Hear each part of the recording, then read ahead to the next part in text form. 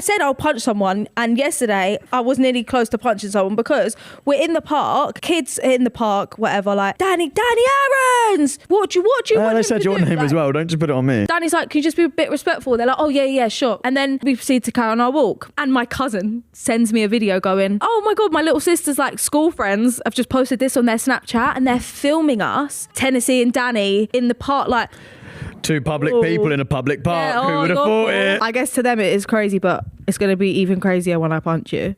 Huh?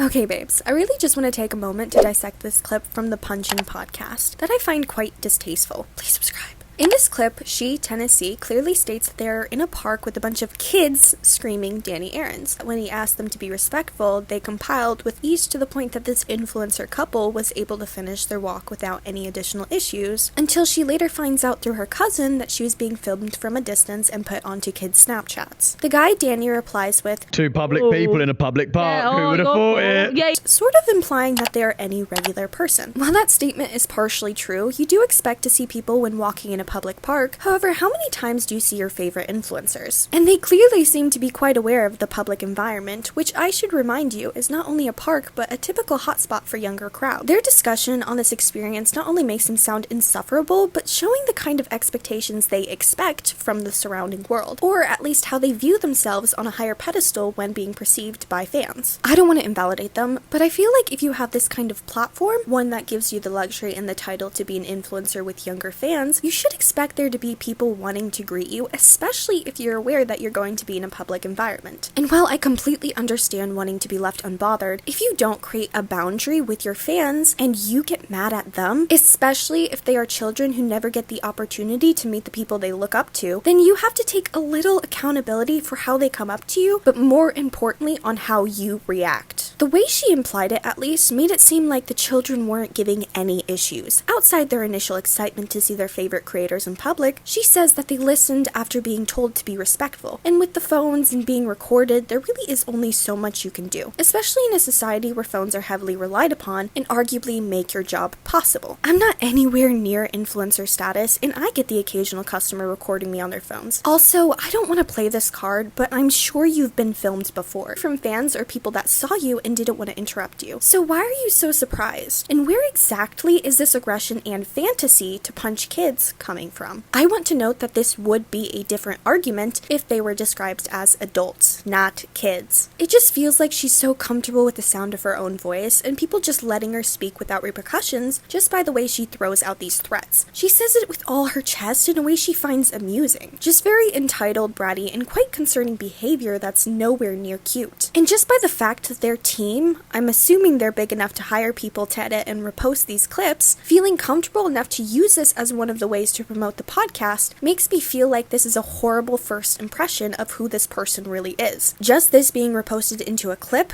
implies to me that this is normal behavior. I guess it shows that not everyone should have a platform or a podcast where clips can't be as edited out when you accidentally remove your veil. Oh, and that you should never meet your heroes.